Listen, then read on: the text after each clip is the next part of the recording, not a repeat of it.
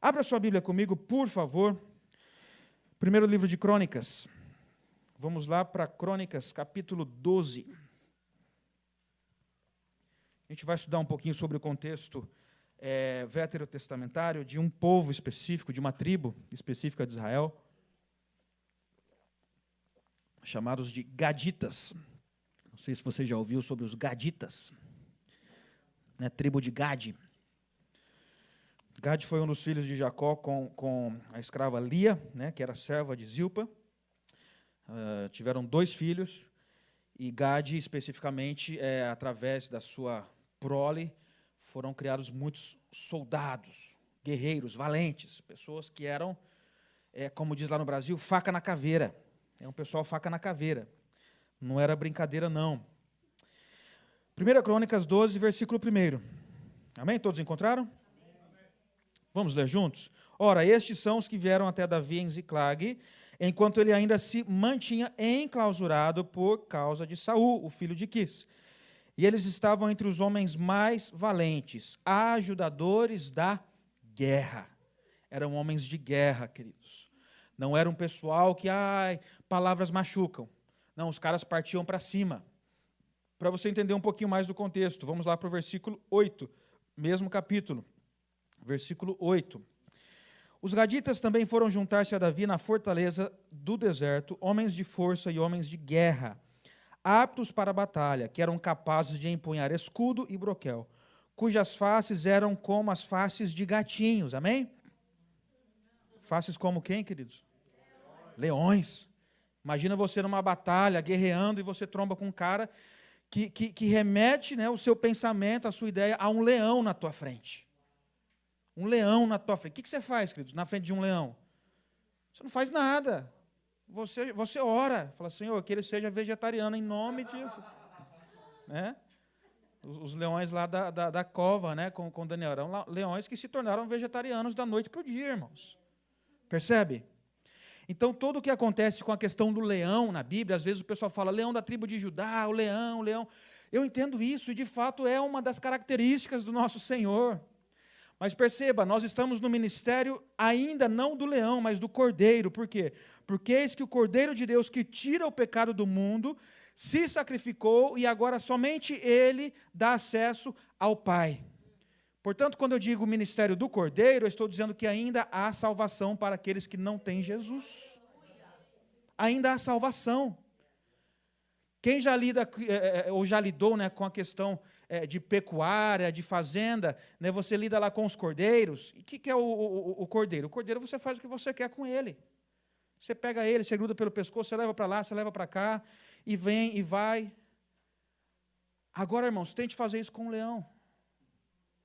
Um dia o Senhor retornará não mais como cordeiro, mas como leão para julgar as nações.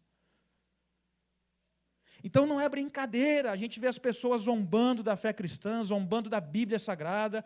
É muito comum nas universidades brasileiras hoje, com tudo que está acontecendo, as pessoas pegarem a Bíblia e rasgarem, queimarem, fazerem gestos obscenos com a palavra de Deus.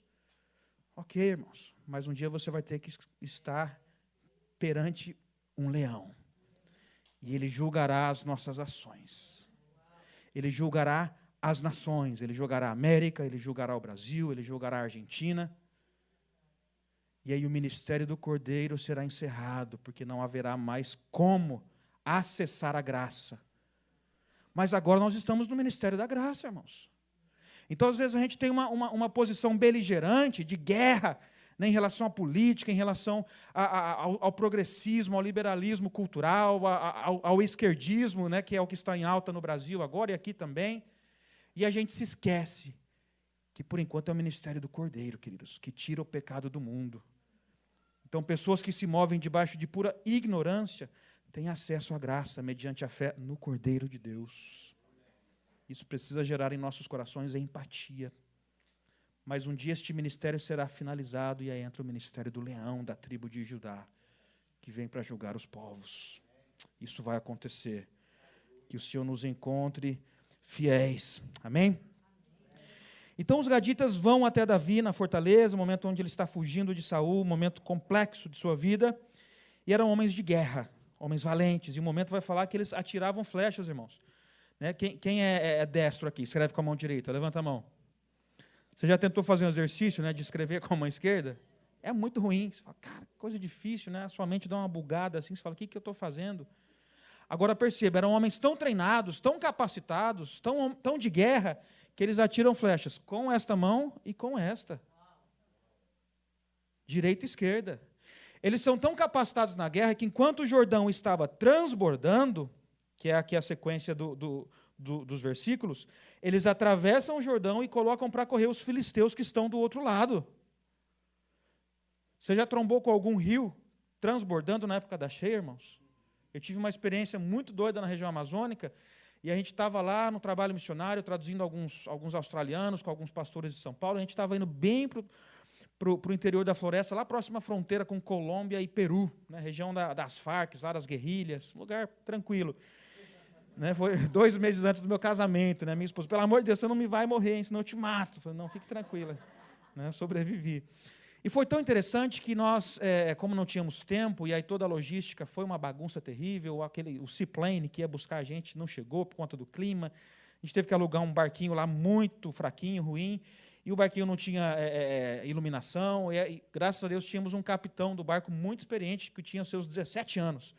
Né? E ele foi conduzindo lá, conhecia os rios, era filho de ribeirinho. E a gente ficou muito em paz, né, com o capitão lá de 17. Não, fica tranquilo que eu sou experiente. Falei, como, rapaz? Você tem 17 anos. Pelo amor de Deus. Mas deu tudo certo. Em determinado momento, irmãos, nós estávamos indo, para você entender, contra a correnteza. Tá? O rio descendo em direção ao oceano, obviamente, em direção ao sul, e nós, né, contra a correnteza. Se não me engano, era o rio Solimões, não me lembro exatamente qual rio era. Mas, como é a época da cheia, tudo que está dentro da floresta, né, os troncos, as árvores, animal morto, tudo que está no meio da mata, a água sobe, e aí muitas dessas coisas acabam indo para o meio do rio. Né, chegam até o leito do rio, e aí, com o movimento das correntes, vão para o meio do rio. Então, você tem que ir navegando desviando. É uma árvore, ou uma vaca, né, ou uma casa, que sei lá. Então, você ia desviando o tempo todo. E aí, como o barco não tinha iluminação apropriada, uma lanterninha fraquinha, né, a gente ia no topo do barco iluminando, para a direita, esquerda, e para, e não sei o quê. Então, foi uma viagem que duraria umas 5 horas, durou 12, né, para a gente chegar no destino final. Então, em determinado momento, eu querendo dormir lá no cantinho do barco, né, uma pancada, pá! Falei, meu Deus, né, a gente passou em cima de alguma coisa. Aí o capitão, não, só foi um tronco. Eu olhei para trás, irmão, era um tronco daqui onde eu estou até o teclado. Falei, só foi um tronco, né, isso é uma árvore inteira, cara, que negócio é esse? Em um outro momento, né, aí, Deus é tão bom que aí ele bateu também, porque não estava enxergando nada, obviamente, ele bateu em um tronco, só que o tronco ficou junto, né, com o casco do barco. Então, se bateu e sai, né, o barco ia encher de água e a gente ia ter que nadar até a margem. Né, quem sabia nadar, obviamente. Eu acho que talvez, né, seria uma tragédia terrível. Então, o tronco bateu e ficou grudado no casco. Aí, a hora que a gente chegou no destino, o nosso capitão super experiente mergulhou e falou, nossa, que bom que ficou grudado, porque se bate e sai, né, o barco ia virar pique. Eu falei, nossa, que notícia agradável, né? E ele fez a calefação lá, uma reforma super rápida lá, em alguns dias, para a gente voltar. Mas a volta é mais tranquila, porque você está a favor das correntes. Então, a navegação mais rápida, está tudo certo, você consegue visualizar melhor. Perceba, os gaditas atravessam o Rio Jordão na época da cheia. O inimigo do outro lado estava falando, não, rapaz, vamos fazer churrasco, vamos jogar bola, carnaval está aí, né? Porque está tudo certo, a batalha é só daqui 2, 3, 4 meses, a hora que as águas baixarem. Só que mal sabem eles, os filisteus, que do outro lado da margem estão quem, queridos? Os gaditas. E os caras são brabo. E eles atravessam o Rio Jordão em cheia e colocam em fuga o exército inimigo. Este é o perfil dos gaditas. Este é a tropa de elite de Davi, irmãos. A tropa de elite. Vamos lá para Números, capítulo 32, para você entender o que é que este grupo de elite, preparados para a guerra, sangue no zóio, como diz o meu amigo, corintiano lá de São Paulo, sangue no zóio, né?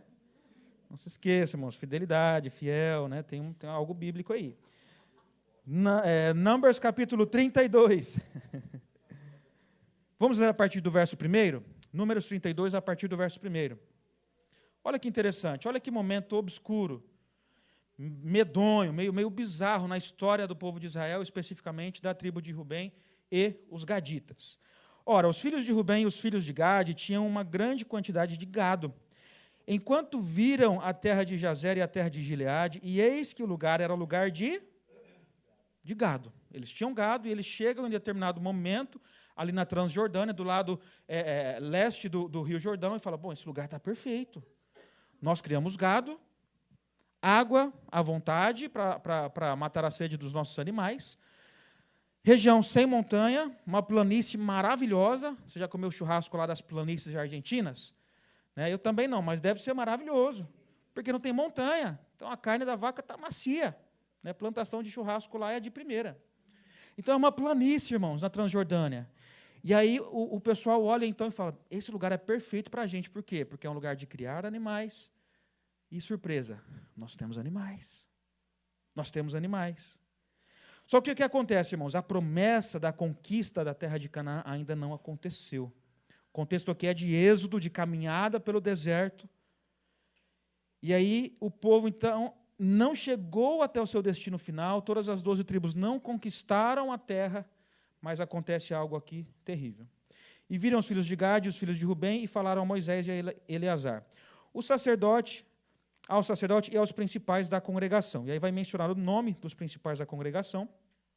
Tá? E aí vamos para o versículo 4. A terra que o Senhor feriu diante da congregação de Israel é terra de gado, e os teus servos têm gado. Portanto, disseram eles, se achamos graça aos teus olhos, que esta terra seja dada aos teus servos, em possessão, e não nos leves a cruzar o Jordão. Um pedido inconveniente para um líder que vive debaixo da orientação do Senhor. Um pedido, no mínimo, para a gente pegar bem leve aqui com os gaditas e com os reubenitas, um pedido inconveniente. A promessa ainda não foi conquistada. A terra ainda não está por total posse do povo. E, de repente eles chegam, antes de chegarem no destino final, e falam, então, Moisés, elders, líderes, será que a gente pode ficar por aqui?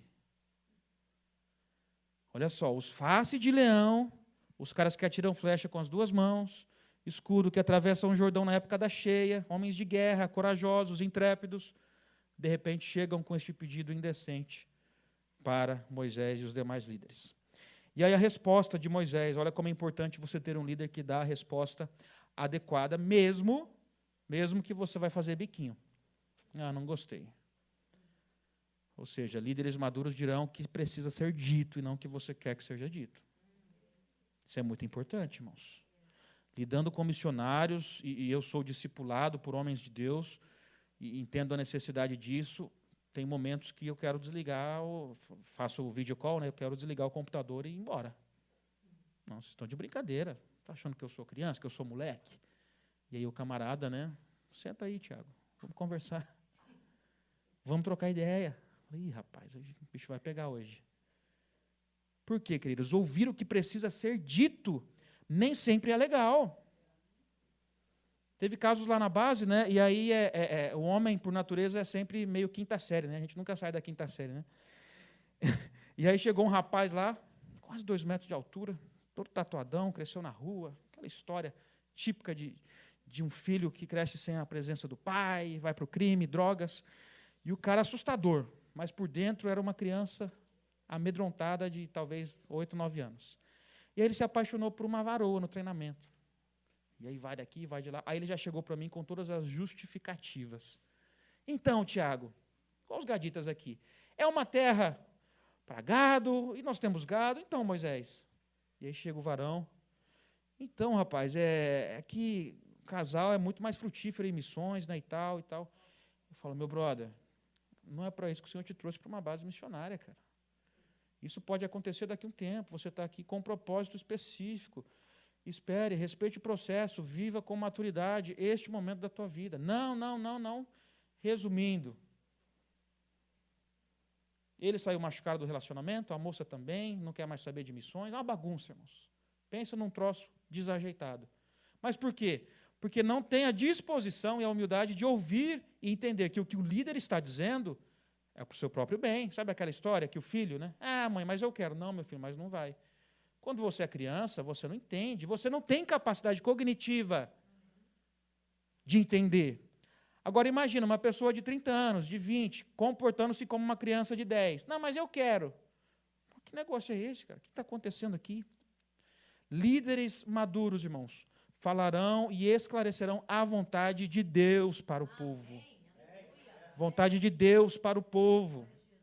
Eu convivo com a liderança evangélica da minha região e por viajar muito o Brasil, de maneira geral, entendo um pouco o contexto da igreja. Irmãos, o Brasil é quase 45 milhões de evangélicos. 45 milhões de evangélicos. Algumas pesquisas apontam que até 2040, 45, quase metade da população brasileira será cristã evangélica. Você tem noção, irmãos? 212 milhões de pessoas, com a metade de 212. 106 milhões, aproximadamente, de habitantes cristãos. Mas a questão é, qual é o impacto que esse povo está causando na nação? Por que a orfandade no Brasil continua crescendo? Por que a adicção, drogas, bebida, continua aumentando? O que está acontecendo, irmãos? Percebe? A igreja que não influencia a sociedade, será que ela pode ser chamada de igreja? Imagina só se acontecer em algum momento que vocês precisam se retirar deste endereço físico e ir lá para, sei lá, não conheço muito bem aqui, Fall River, cidade que me veio à mente, Fall River. E aí a vizinhança, depois de 2 anos, percebe que vocês não estão mais aqui. 2 anos, irmãos. Não, lá era uma igreja, né? Cadê o pessoal? Foi embora. Será que farão falta? Percebe, irmãos? Então, eu tenho esse tipo de pensamento junto à minha igreja local. Se nós precisarmos nos retirar, será que a vizinhança vai sentir falta ou vai se alegrar com a nossa saída? Agente de mudança, irmãos. O Pai envia o Cristo para a terra. Ambos enviam o Santo Espírito. E a Santa Trindade envia a igreja. Envia a igreja, é você, sou eu. E onde é que nós fazemos a nossa missão? Onde é que você está hoje, querido? Se você está no meio dos americanos, é lá que você precisa ser um missionário. Se um dia o Senhor te levar para a África, lá você será um missionário. Se você, por alguma razão, voltar ao Brasil, o Senhor quer te usar lá. Percebe, irmãos? A compreensão clara da missão de Deus. Nós somos instrumentos para a glória dEle. No curso de missões eu entendi, não é o caso de que a igreja tem uma missão dada por Deus, mas é o caso de que Deus está em missão e tem uma igreja para a missão dele. É o que chamamos em teologia de missio Dei, a missão de Deus. Nós fazemos parte da missão de Deus, e neste momento da história da humanidade, a responsabilidade é nossa. Aqui na cidade de Chelsea, é vossa. Lá na minha região, é nossa. Lá em Burkina Faso, Iara e Bari. Com os missionários que vocês apoiam lá no Haiti, com eles lá. Percebe, irmãos? Sinta-se parte da missão de Deus e parte fundamental. Fundamental. Não seja espectador. Entre em campo. Participe ativamente. E eu louvo a Deus porque, pelo pouco que conheço esta igreja, eu sei que vocês têm uma participação intencional e ativa na obra missionária. Isso é bom, irmãos. Vocês estão em raridade. Vamos ler aqui a partir do versículo 6, a resposta. E Moisés disse aos filhos de Gade e aos filhos de Rubem: irão porventura vossos irmãos para a guerra, e vocês ficarão sentados aqui? Que pergunta, irmãos. Vocês são homens de guerra, preparados, guerreiros fortes. O Senhor os permitiu serem assim, os projetou para serem assim.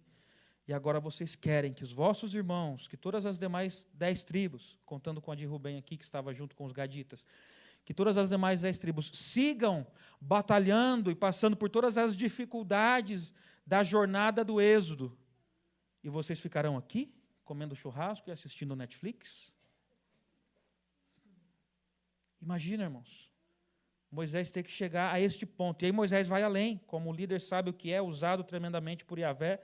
Ele começa a mencionar algo aqui que havia acontecido na história, muitos anos atrás. Queridos, tenhamos a história como a nossa tutora, como a nossa professora. Vamos aprender com ela. Versículo 7. E por que desencorajais os corações dos filhos de Israel para que não entrem na terra que o Senhor lhes deu?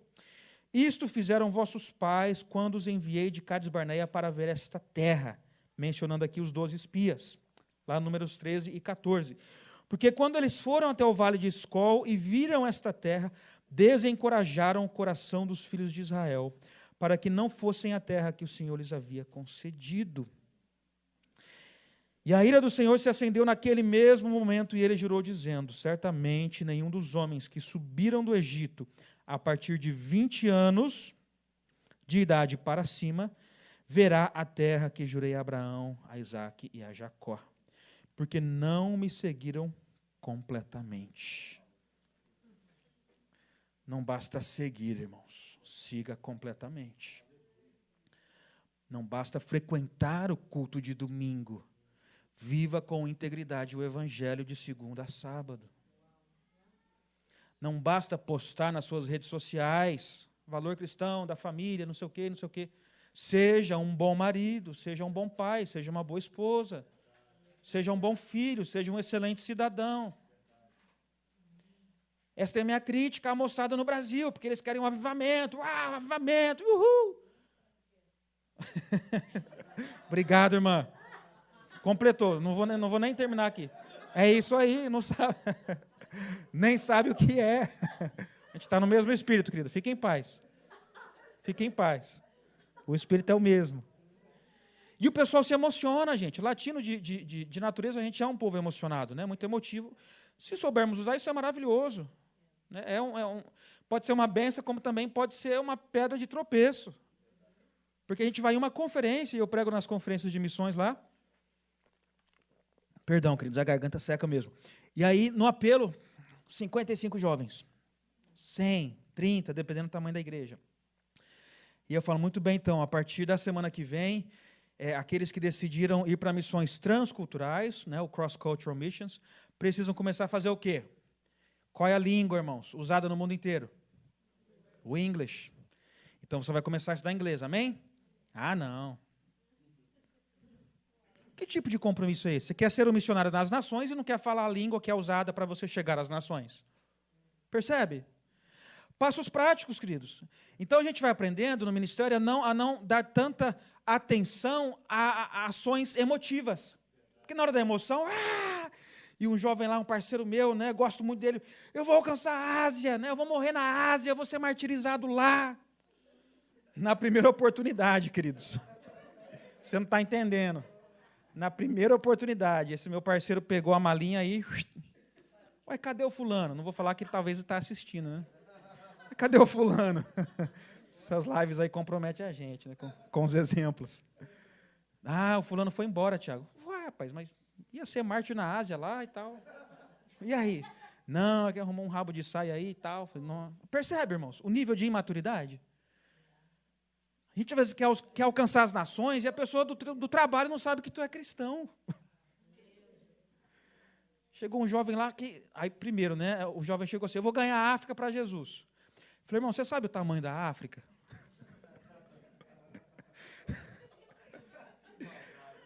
Né? Eu sou meio sarcástico, mesmo, característica de líder de missões. Tem que lidar com a emoção do povo, né? Você sabe o tamanho da África? Não, mas o Senhor, eu tive um sonho com a África, eu vi o mapa, e aí sempre tem lá as crianças carentes, que de fato, né, mas o estereótipo é muito forte, né? Por isso que você tem que ficar atento, irmãos, com missionários da África. Tá? Vocês estão investindo em gente séria, Yaribari. Me desculpa esse parênteses aqui, me desculpa. Mas meus pais e eu, a gente cansou de trombar com um missionário picareta, irmãos, que usa a África para levantar. Ó. Desculpa o parênteses aí, mas a gente é meio cabreiro com essas coisas. Procure saber, pesquise. Deixa eu conhecer o trabalho, me passa aí 2, 3 referências do seu trabalho lá. A gente já trombou com gente, irmãos, que ficou carequinho igual o vosso pastor, voltou para o Brasil e estava divulgando que estava com câncer e precisava de dinheiro para o tratamento. E não era nada, irmãos. Levantou 50, 60 mil reais e voltou para o campo missionário, nadando no dinheiro lá, manipulando a noiva de Cristo. Um dia esse pessoal vai ter que se trombar com o leão da tribo de Judá. negócio vai pegar. Muita cautela, irmãos. Desculpa o parênteses aqui, voltando. Falei para ti que eu era meio complicado na pregação, né? Se eu não seguir isso aqui, irmãos, eu falo de tudo e não termina o esboço. Me perdoe. Queridos, Moisés então dá uma resposta dura. A ira do Senhor se acendeu contra aquele povo que desencorajou o povo de Israel. Por quê? Porque chegaram com um prognóstico muito negativo. Não deixa de ser real o que os espias trouxeram como relatório. Mas 10 deles trouxeram um relatório na perspectiva do medo. Olha, a terra mana leite e mel, você vê o tamanho dos cachos de uva. Rapaz, tem morango com leite condensado lá à vontade. Tem uma cachoeira lá de Coca-Cola, coxinha de frango com catupiry. Não almoçou ainda, né, irmã? Eu também não. Coxinha de frango com catupiry é coisa fina.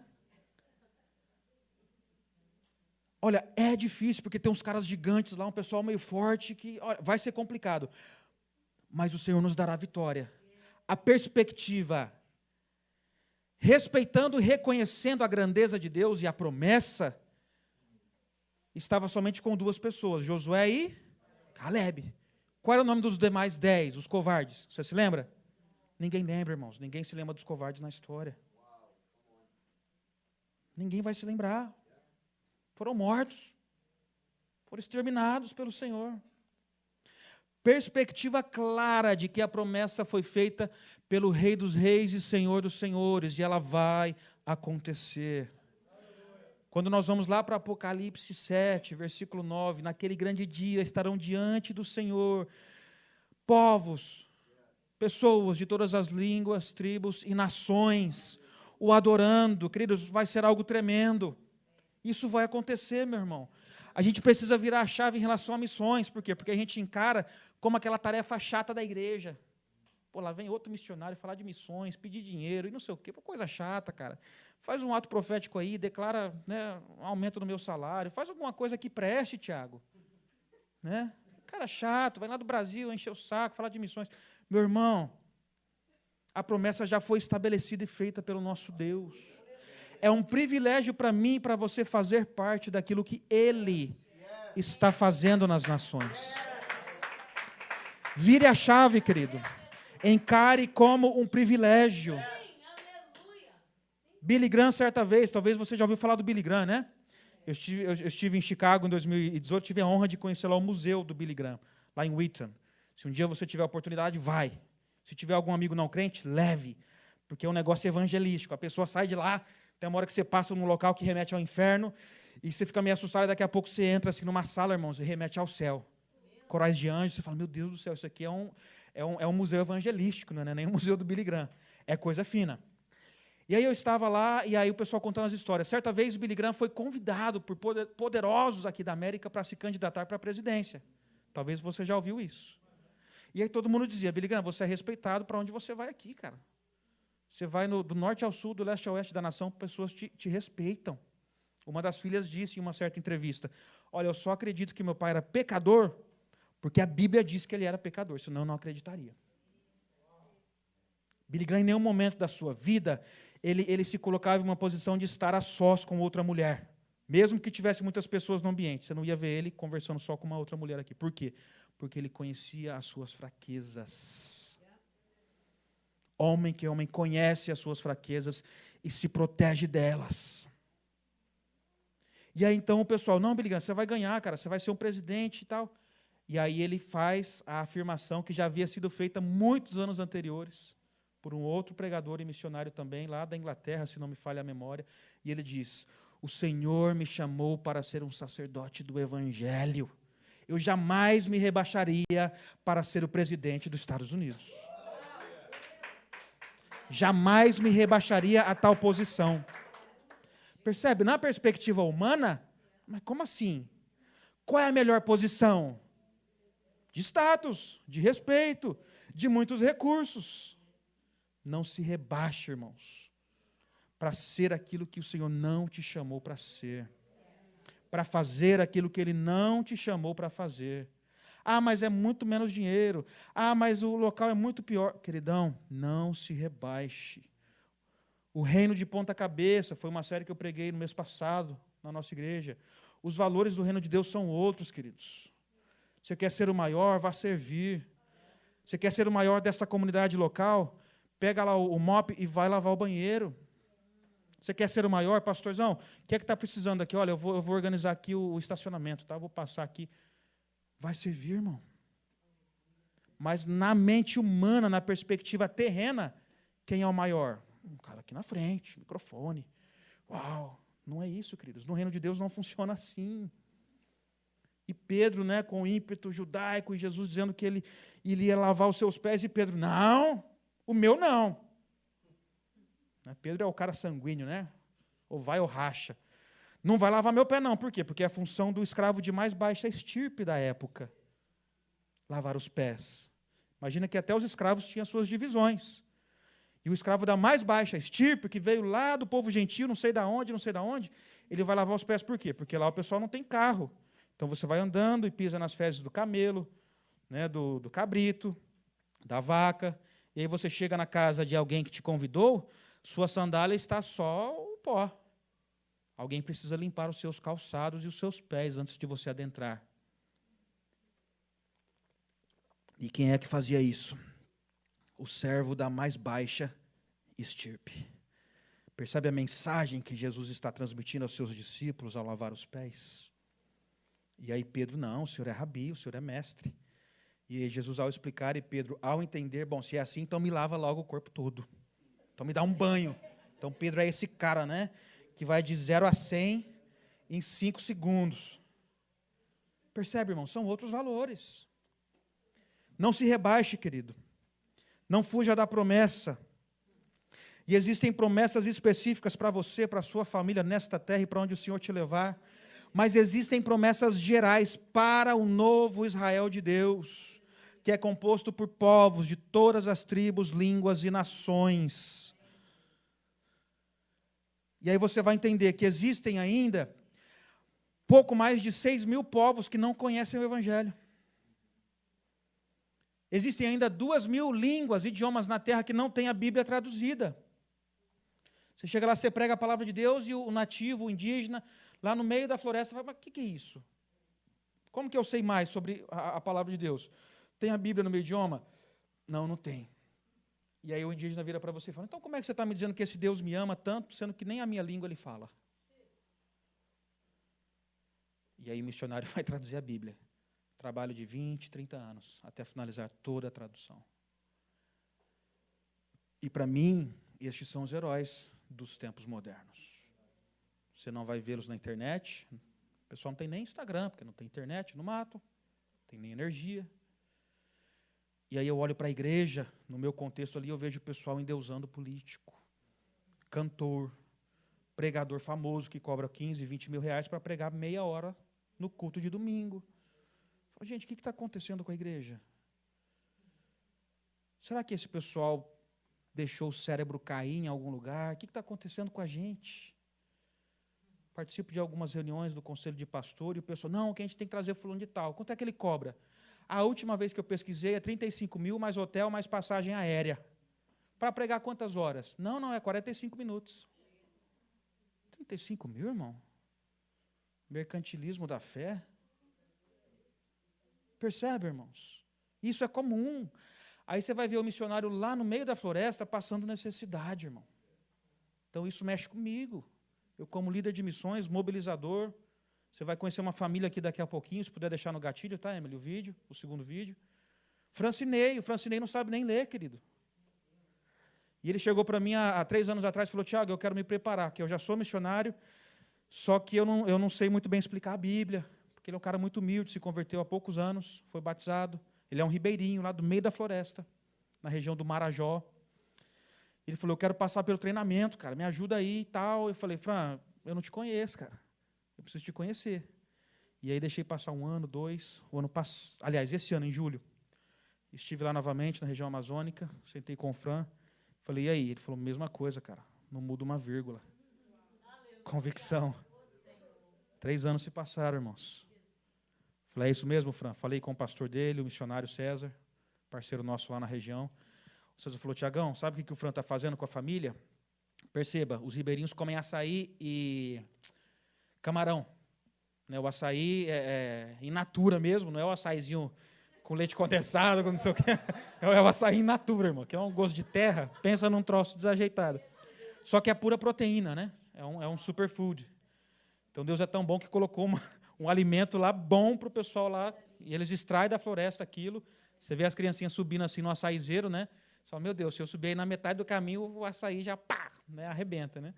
Então, eles vão lá extrair o açaí, aí bate lá numa máquina lá e tal, até extrair o suco, né, do açaí. E camarão. É o que eles comem todo dia, toda hora. Por quê? Porque é grátis. O camarãozinho, eles vão lá no rio, passa lá a rede, ou bota lá o matapi, né, que é um negocinho que atrai o camarão para dentro, eles botam lá uma isca e tira, e tem lá meia dúzia de camarão, 10. Na época de muito camarão, tem fartura. Então, camarão, açaí e farinha da mandioca, né, que eles produzem no meio da mata lá. E aí o Fran fala para mim, Tiago, já estou há 1 ano e meio, quase 2, tentando comer arroz e feijão pelo menos uma vez na semana. Eu falo, mas como assim, cara, comer arroz e feijão? Aí ele falou, porque eu quero que a minha família esteja preparada, porque a hora que nós formos para o sudeste do Brasil, eu sei que vocês comem arroz e feijão lá. Então, ele está tirando do bolso para comprar arroz e feijão, que não é algo simples para eles, no contexto ribeirinho, porque ele quer estar preparado para a culinária paulista, por assim dizer. Percebe, irmãos? Então, eu ouço esse pessoal e falo, está aqui os heróis da modernidade. Os heróis da fé eu francinei para mim. Não é o fulano de tal, ciclano, a cantora, a banda, não sei lá o quê. Não é, meu irmão, me desculpe. E aí o Fran, Tiagão, quero ir, cara.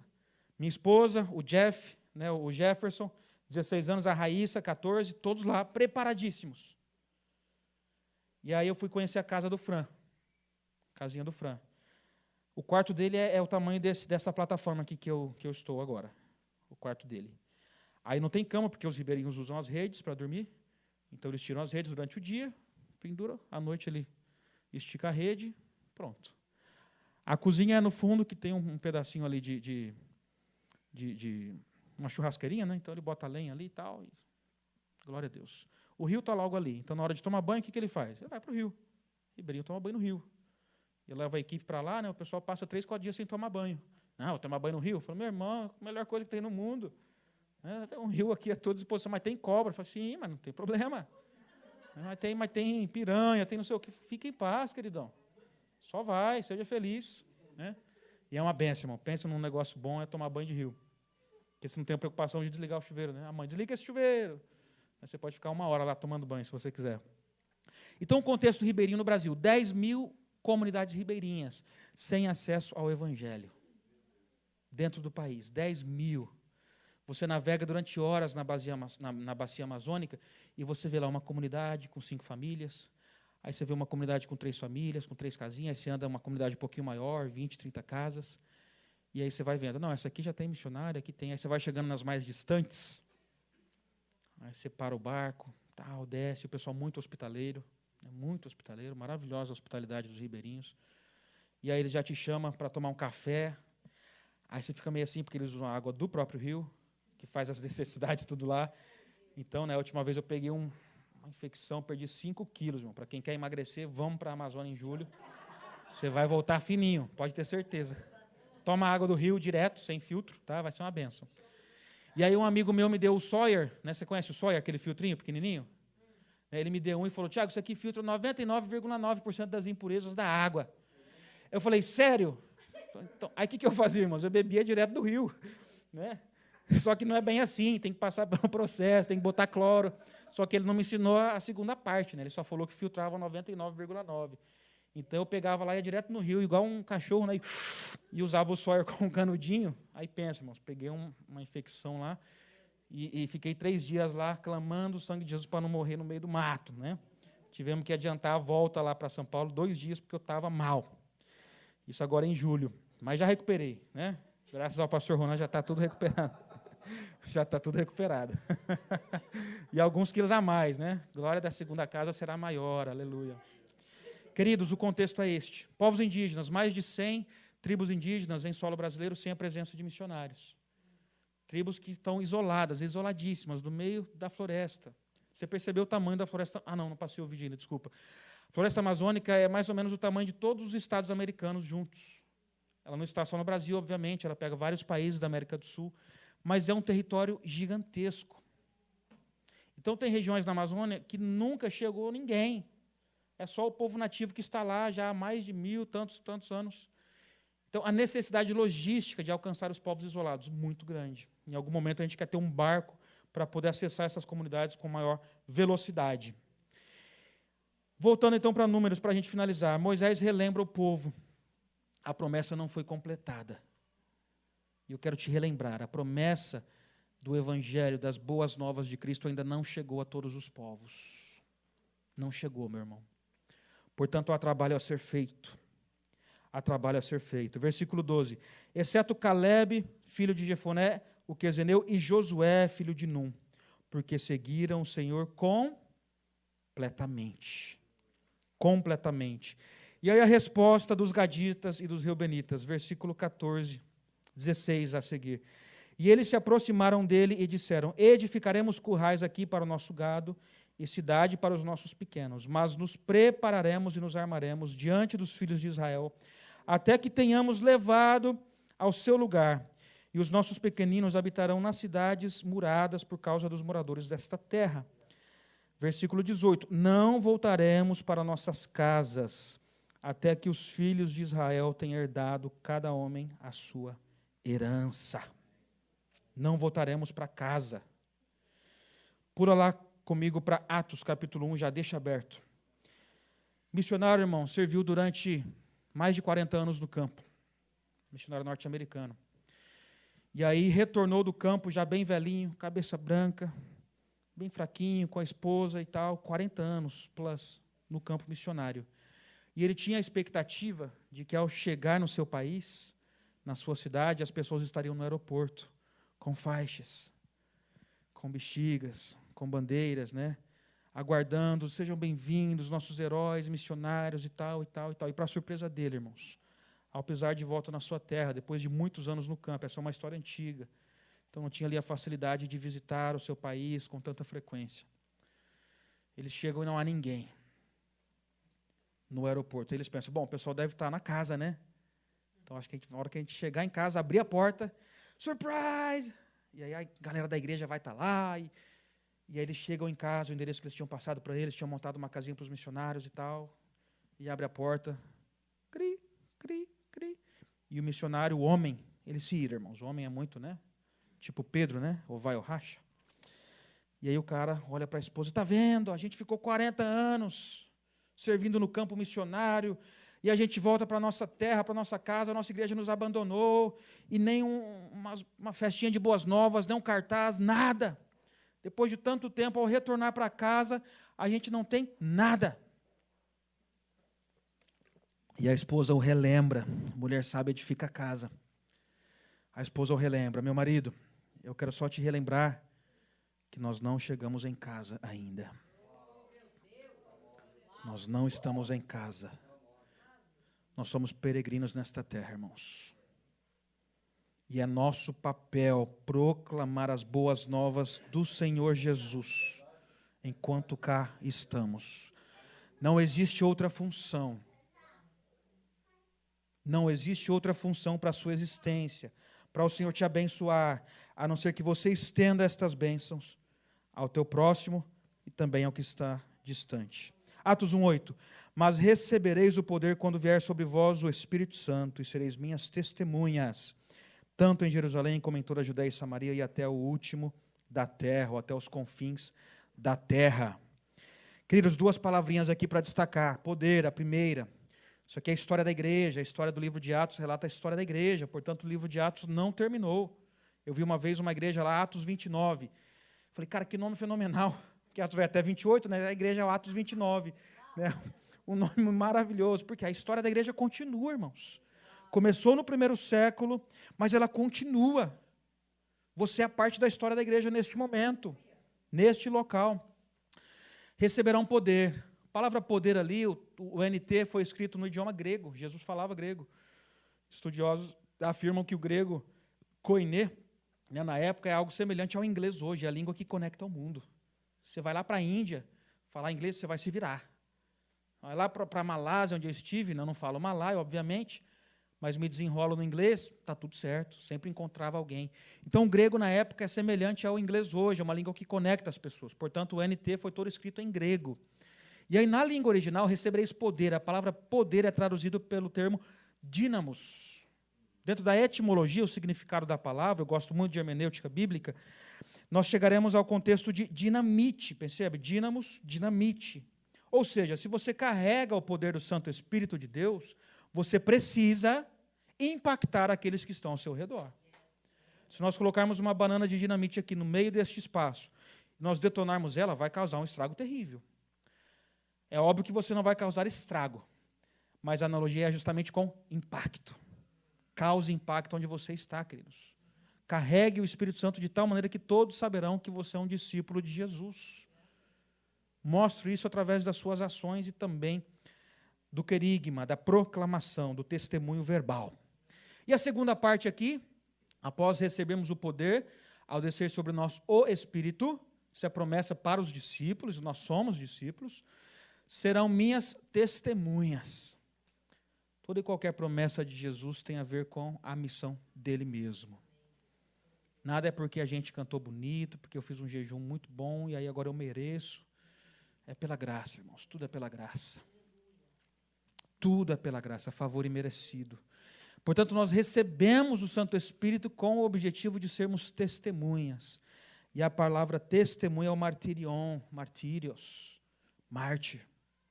Se necessário for, testemunhe com a sua própria vida e morte. A gente fala isso aqui no Brasil, o pessoal, né, porque a gente vive liberdade religiosa. A gente está com uma família afegã lá na base missionária, chegaram como refugiados há 4 meses atrás, e aí conversando com eles, né, o Daoud, né, veio lá do Afeganistão e fugiram porque são cristãos, e aí quando o Talibã tomou o poder de volta, começaram a massacrar em valas comuns, colocavam o pessoal e, né, cenas horripilantes. E aí eles fugiram para o Paquistão e depois de alguns meses escondidos lá, conseguiram chegar até o Brasil. E nós recebemos uma das 57 famílias que estão vindo. E aí o Daoud falando, cara, os cultos aqui é algo maravilhoso, vocês têm liberdade. Vocês cantam, vocês ligam o som, vocês vão para a praça. Né? A gente faz o culto na praça lá todo último sábado do mês, ontem teve, os amigos mandaram as fotos. E prega para cachorro, prega para o mendigo, prega para quem está passando, prega para todo mundo, irmão. E a gente tem liberdade garantida na Constituição brasileira para isso. E aí o Daoud vai muito feliz, ele vai, ele canta, ele dança, né? Cultural deles, eles dançarem, os brasileiros ficam tudo assim, o que esse cara está dançando no meio do culto, né? Mas é a expressão cultural. E aí eu falei para o Daoud, tá, então a igreja lá é muito pequena, né? Foi negativo. A igreja no Afeganistão está crescendo. O pessoal se reúne nos basements, se reúne nas cavernas, se reúne nas montanhas. Às vezes se reúne na casa de alguém e aí você entra lá, tem 20, 30 irmãos silenciosos cantando. E a hora que eles vão cantar, né? Porque se cantar em voz alta o vizinho ouve, liga para a polícia, eles estão cantando. Percebe, irmãos? Estão louvando ao Senhor. E o batismo, Daoud, como é que é? O batismo a gente espera o inverno, a gente vai para os rios, que aí está muito gelado, ninguém vai estar lá. E a gente batiza os irmãos no meio do frio. Já batiza, já morre de hipotermia e já vai para o Senhor. Né? É um combo. É o combo. Falei, rapaz, o negócio lá é sério mesmo. Percebe, irmãos? Esse é o contexto que o evangelho está avançando, irmãos. A igreja que mais cresce no mundo hoje é a igreja chinesa. Igreja chinesa. Meu pai esteve na China algumas vezes. Falou, Tiago, é impressionante. Um culto na China lá dura 12, 15, 20 horas. Professor de missões, amigo meu, falou para mim, falou, Tiago, eu estava na China e aí o pessoal pediu para eu pregar, para eu dar ensino bíblico, porque ele é um baita de um teólogo, dá ensino bíblico para a gente e tal, e o tradutor lá, e aí tinha 3 tradutores em stand-by, a hora que um cansava, o outro já pulava. E aí ele pregou 2 horas, 3 horas, 4 horas, ele falou, bom, eu acho que os irmãos estão cansados, né? 4 horas pregando aqui, eu não aguento mais. Né? Litros de água, falei, irmãos, vamos encerrar e tal, os irmãos, não. Irmãos, e ele continuou pregando. E o pessoal, não, ensina. Queridos, 12 horas. Ninguém levantou, ninguém arredou o pé. Porque o pessoal está com sede da palavra de Deus e não tem acesso ao texto bíblico escrito igual você tem. Não pode fazer o download do aplicativo da Bíblia no celular na China.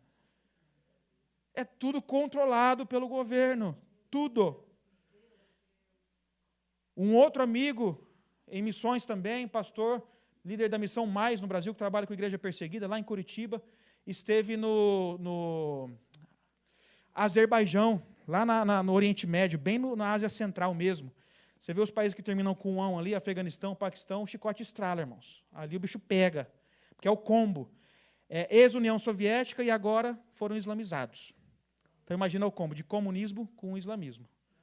Quem sabe um dia isso chegue aqui. A gente precisa estar preparado. Está chegando, inclusive. E aí ele falou, Tiago, eu fui lá e aí o pessoal me convidou para dar aula num seminário bíblico. E eu fiquei assustado. Falei, mas como que um país tão fechado para o evangelho, com leis tão duras, como que eles permitem a existência de um seminário bíblico aqui? O cara ficou, mas tudo bem, me convidaram e tal. Está aqui o endereço do hotel para você dormir e tal, e as aulas vai ser do horário X a Y. Ele ia todo dia dar aula no seminário. Com tradutor e tal, trabalho muito estruturado. E ele percebia que o reitor do seminário, um pastorzinho já de idade, muito simples, toda manhã de sábado, pegava a bicicletinha dele, saía 5h30, 6, e ia até um local e voltava só 3, 4 da tarde. E voltava arrebentado, pedalando com muita dificuldade. E ele ficou, o que acontece, hein, rapaz? Esse cara sai cedo, todo sábado, ele ficou lá quase um mês, eu não estou entendendo. Fui conversar com um dos alunos. E aí o aluno explicou. Sabe o que acontece? O reitor do nosso seminário, ele tem um acordo com os líderes da cidade aqui, que são extremamente radicais no islamismo, comunismo e blá, blá, blá. E qual é o acordo dele? Todo sábado de manhã ele vai até o destacamento policial e ele fica ali e ele é torturado por 3, 4 horas para que nós possamos ter aqui o seminário aberto todos os dias. E aí o camarada, como que eu dou aula agora? A gente se achando radical porque está na Ásia pregando o evangelho. Uau! Olha para mim, deixei tudo. O missionário tem dessas vezes, aquela visão romântica do ministério. Eu deixei tudo e blá, blá, blá. Querido, você não deixou nada, irmão, nada é teu. E aí o pastor, meio desajeitado, continuou dando aula sabendo que todo sábado o reitor saía, ia até o destacamento policial, apanhava, levava choque, cuspido, humilhado e voltava. Por quê? Porque ele entende a necessidade. Percebe? É difícil falar isso, irmãos, me perdoe. É difícil falar isso quando a gente está trabalhando para comprar um carro novo. É muito complicado. Não estou dizendo que você não tem direito, que Deus não pode te abençoar nestas e tantas outras áreas. Mas a promessa não foi cumprida. Não se comporte como um guerreiro capacitado pelo Senhor, porém que agora quer justificar o não engajamento com a obra missionária. Não, eu não contribuo, mas eu oro. Não, eu não vou nos campos, mas eu contribuo. Eu não prego para ninguém porque eu tenho vergonha, mas eu... Queridão, não se justifique. Não se justifique. Talvez o Senhor me trouxe do Brasil para poder te desafiar, e eu estou sendo mais uma vez desafiado por esta mensagem. Tiago, não se justifique. Viva com intensidade e cumpra a parte na promessa que cabe a você. E vamos finalizar, Apocalipse 7:9.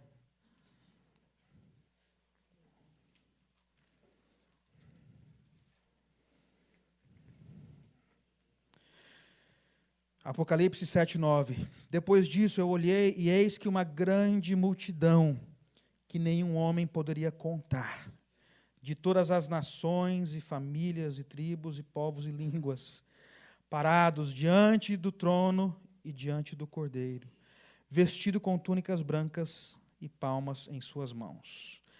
E gritavam em alta voz, dizendo: salvação ao nosso Deus, que está sentado sobre o trono, e ao Cordeiro.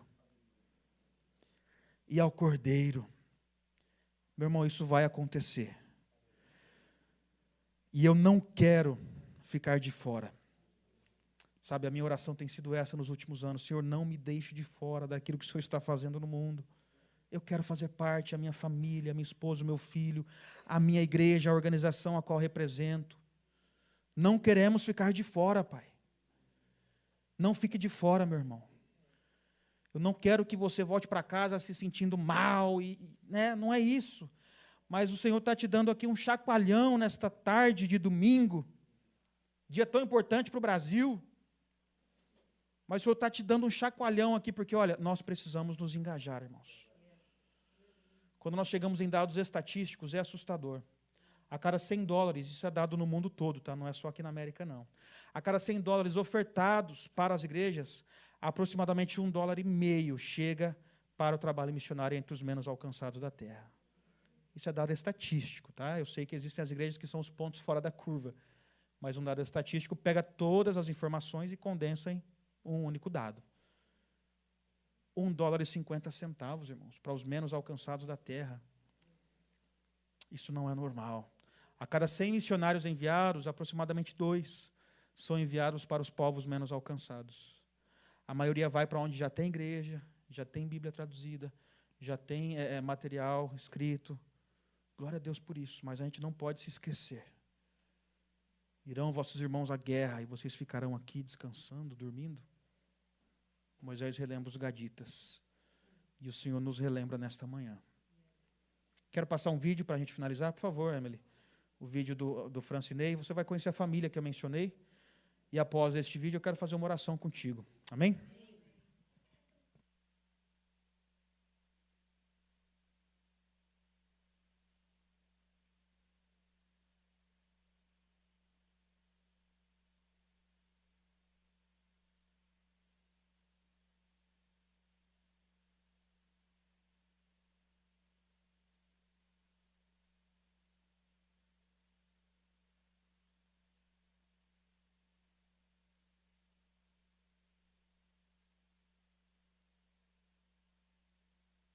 Graça e paz, igreja. Aqui estamos com a família do Francinei, Marinete, Raíssa e Jefferson. São missionários aqui ribeirinhos, da qual já tem servido ao Senhor aqui no campo de Afuá, da qual eles amam o Senhor e estará indo para o setor.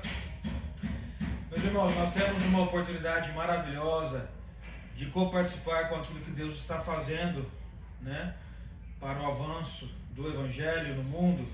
Está aqui uma família, filhos aqui da terra, de Afuá, estarão com a gente no treinamento missionário em Missão Setã 2023, né, Escola de Missões e Discipulado. E nós contamos com você, com as suas orações, com o seu apoio. São desafios logísticos, financeiros, né? Só de passagem a gente tem que levantar aí um valor médio aí de 8 a 9 mil reais, ida e volta, mais as mensalidades. Então, por favor, coloque-se à disposição do Senhor em oração, pedindo como é que você, a sua igreja, a sua empresa, a sua família podem participar, né, daquilo que Deus está fazendo, usando, instrumentalizando esta família aqui que está disposta a servi-lo. Já servem com compromisso, um comprometimento maravilhoso aqui na região. Você conhece aqui os rios, né, as comunidades ribeirinhas aqui da região do Marajó e além, como ninguém. O cara é um GPS aqui navegando aqui pelos rios da região. E estão dispostos, né, todos envolvidos.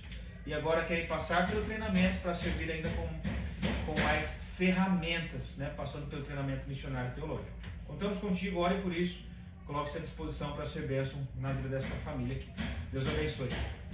Meu nome é Francinei, minha esposa Marinete, meu filho Jefferson e minha filha Raíssa. Nós temos um recado para vocês. Nós somos daqui do Afuá, que vem daqui da ilha do Marajó. Essa ilha aqui no Amazonas. Tivemos 2 filhos, Jefferson e Raíssa. Um batizado em 2019. Então Deus tocou no nosso coração para ir para a base Setã lá em 2023. Pegar mais ferramentas, estudar para ter mais ferramentas para cá, para o nosso povo ribeirinho aqui no Afuá. E contamos com a sua colaboração, com a sua oração, que possa nos ajudar a estar lá aprendendo para trazer cada vez mais aqui para o nosso povo ribeirinho.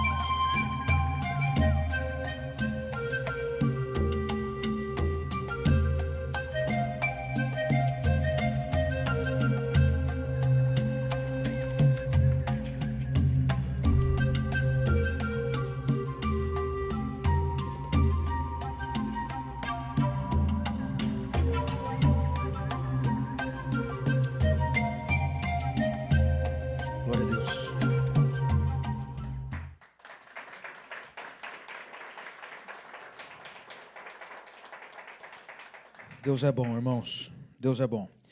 Eu quero te convidar a se colocar de pé. Quero fazer uma oração contigo. Os desafios missionários são gigantescos, irmãos. Mas Deus continua trabalhando. A seara é grande e poucos são os cearenses, né? Seara é grande e poucos são os cearenses. Queridos, os ceifeiros são poucos. O Senhor tem levantado, percebe? Uma família ribeirinha, o Fran, dificuldade terrível, tímido pra caramba na frente das câmeras. Mas você chega lá, o homem valente. Fran, não tem comida. Tranquilo. Fran, o barco quebrou. A gente rema. Cara, como assim, véio? Percebe? O cara é gadita. E você precisa, irmão, se comportar como gadita. Depois o pastor vai fazer você gritar como um leão aqui, eu tenho certeza. Que ele fez o primeiro culto, spoiler. Você deu um meu, eu vou dar um seu. Mas percebe, irmãos, comporte-se com autoridade. O Senhor te levantou. O Senhor te levantou, querido. A missão é de Deus. A obra é dele. Vamos coparticipar com ele. Eu queria orar. Eu tenho certeza que o Senhor tem chamado pessoas aqui para participar de maneira ativa. Alguns já corresponderam de forma adequada a este convite, porque eu sei que vocês têm um envolvimento tremendo com a obra missionária. Tá? Nossos missionários na África passam os relatórios, tá? Principalmente Yara e Bari, o Saluzinho. A gente sabe disso. Mas talvez alguns aqui ainda não deram este passo, posicionando-se como um gadita, reconhecendo que a promessa não foi totalmente cumprida, que existem povos ainda sem acesso ao Evangelho, e nós precisamos nos engajar. Um dia nós fomos campo missionário. Agora nós somos força missionária. The mission field became the mission force. Nós somos a força missionária. Todo canto que tu vai, pessoal, Brasil, avivamento, a terra do avivamento missionário, glória a Deus, e vamos para cima. Vamos caminhar. Então eu queria fazer uma oração, não vou te convidar aqui na frente, mas aí onde você está, eu queria que você fizesse aí uma oração muito sincera diante de Deus, irmãos. Não é diante da tua igreja, diante do teu pastor, diante de mim, diante do Senhor, que te capacita, que te abençoa, que te trouxe até aqui, que tem feito aí o teu coração contrito nesta manhã, nesta tarde. É Ele quem está trabalhando, irmãos. Vamos orar juntos? Paizinho, muito obrigado, Senhor. Obrigado porque o Senhor nos dá o privilégio de estarmos reunidos como igreja aqui nesta cidade, neste espaço tão maravilhoso, que será ainda melhor daqui a alguns meses. Nós nos alegramos com as bênçãos que o Senhor tem derramado sobre esta igreja, sobre este povo que te ama. Obrigado, Jesus. Obrigado pela visão ampla que o Senhor já estabeleceu neste lugar, mas nós sabemos que talvez existem pessoas ainda que não entendem a importância, ó Pai, deste engajamento ativo, intencional, intrépido, corajoso com a obra missionária. Paizinho, em nome de Jesus, que o Teu Santo Espírito nos mostre os caminhos, nos capacite, e se porventura for necessário, nos incomode. Não nos deixe, ó Pai, apenas assistirmos. Nós sabemos que existem irmãos e irmãs servindo na linha de frente. Nós sabemos que existem povos ainda não alcançados pela pregação do Evangelho, e nós queremos nos comprometer com o Senhor nesta tarde. Usa-nos para a honra e glória do Teu nome. Levante intercessores aqui, levante mantenedores, e também levante missionários que irão aos campos, nesta terra e além fronteira, para a honra e glória do Teu nome. Abençoa o departamento missionário aqui na pessoa da irmã Jussara, continue capacitando e usando a Tua filha, e todo o engajamento que esta igreja tem com todos os missionários que já apoiam. Nos lembramos da Yara e Bari, todas as crianças ali no orfanato Espoara, em Burkina, e tantos outros missionários, Pai, que esta igreja tem sido porta de bênçãos e um rio que flui, Senhor, em direção à Tua vontade para as nações. Em nome de Jesus, assim oramos, e toda a igreja reunida diz... Amém. Não vá embora sem pegar um cartãozinho, tá? Será uma alegria. Obrigado. Obrigado, queridos.